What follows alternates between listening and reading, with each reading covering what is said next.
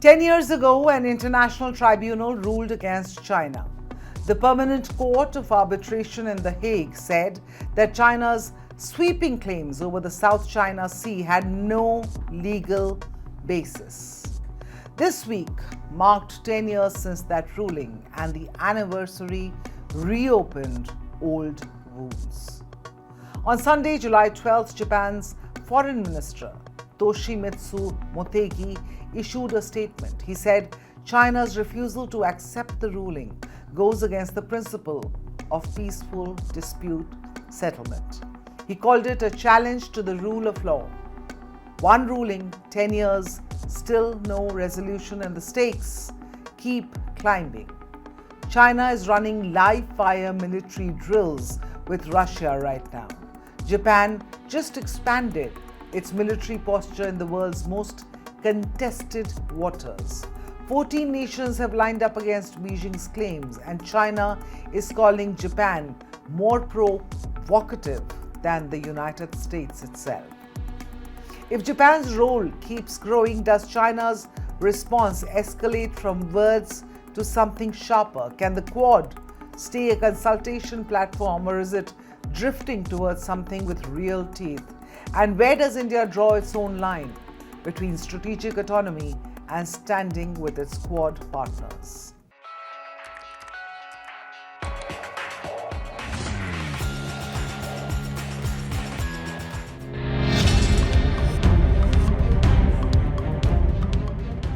China has spent years accusing the United States of militarizing the South China Sea, but now Beijing's attention has shifted.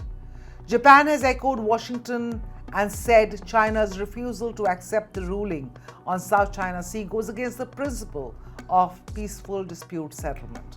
Tokyo has called it a challenge to the rule of law. Japan didn't say this alone. 14 countries joined in. The United States, Australia, UK, Philippines, Canada, Germany, Italy, and others. They called the ruling final, legally binding, and definitive. The European Union backed it too, calling it a landmark in peaceful dispute resolution. Beijing has not taken this quietly. China summoned Japan's envoy, twice in fact, once in Beijing, once in Tokyo, through its own embassy there. Chinese officials lodged what they called solemn representations and expressed strong dissatisfaction and protest.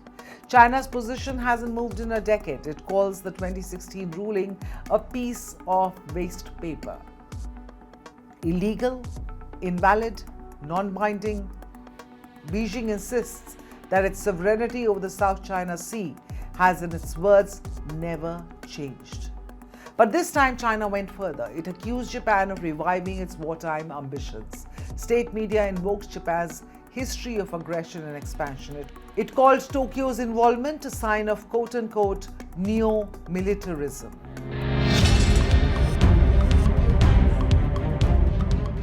Chinese commentary this week didn't stop at diplomatic protest. Beijing's messaging framed Japan's military-linked posture in the South China Sea as more provocative than Washington's. The logic goes like this. The US operates far from the region. Japan does not. Any expanded Japanese security role sits right next to China's coastline. Chinese state media has accused Japan of hiding behind the word stakeholder while actually meddling. Global Times commentary this week said that Japan is not maintaining order, it is destroying, not upholding justice, stirring up trouble. And China isn't just talking. From July 14th to July 17th, China is running live-fire military drills in the Bohai Sea. Beijing also flagged Japan's coordination with the Philippines on separate maritime boundary talks near Taiwan.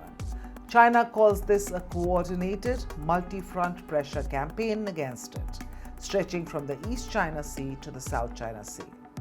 Beijing has in fact expressed its intolerance over the South China Sea issues recently after PM Modi met Japan's PM Taikachi earlier in July to sign key maritime and defense deals among others. China reacted strongly, saying cooperation between two countries should not target a third country. What Beijing expressed reveals its growing concern over India-Japan partnership in areas that directly impact China's strategic and military interests.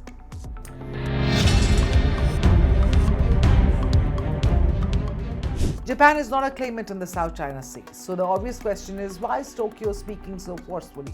Because nearly all of Japan's imported energy and a large share of its trade passes through these waters. Freedom of navigation is not an abstract principle for Japan, it is an economic necessity. Tokyo argues that if China succeeds in rewriting international maritime law in the South China Sea, similar tactics could later be used in the East China Sea around the Senkaku Islands. In other words, Japan believes that today's South China Sea dispute could become tomorrow's East China Sea crisis. And that explains Tokyo's growing security partnerships with the Philippines, Australia, United States, and even India in recent meeting, as we saw between Taikachi and PM Modi.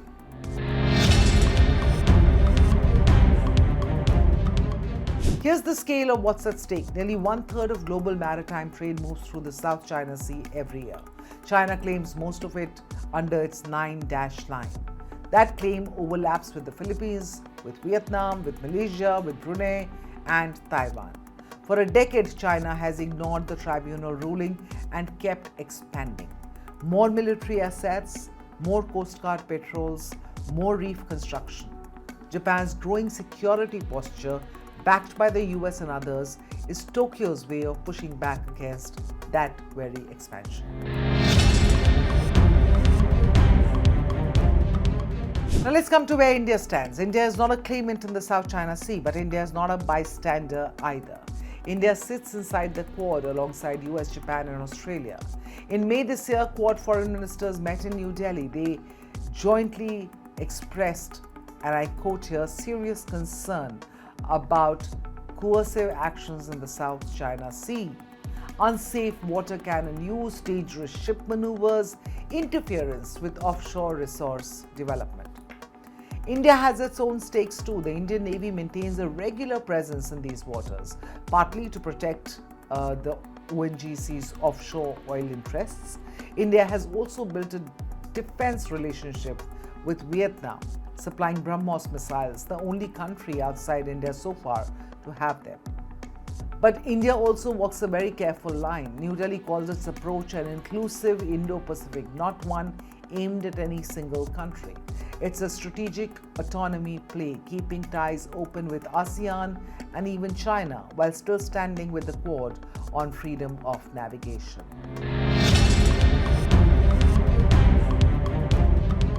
The confrontation is no longer just about reefs or islands, it is becoming a contest over the future rules of the Indo-Pacific. China believes regional disputes should be handled directly between the claimant countries without outside involvement. Japan and its partners argue that international law and not military power must decide maritime rights. The South China Sea has become the front line of this very rules-based order. China's warning that Japan has become more destructive than the United States is less about Tokyo's military strength and more about its diplomatic influence. Japan is helping build an international consensus that challenges China's maritime claims. The battle unfolding in the South China Sea is no longer just about islands. It's about who writes the rules for Asia's future. This is Times Axis, where global stories meet India's perspective. Click on the bell icon to subscribe, because the next big global shift will have India at its center.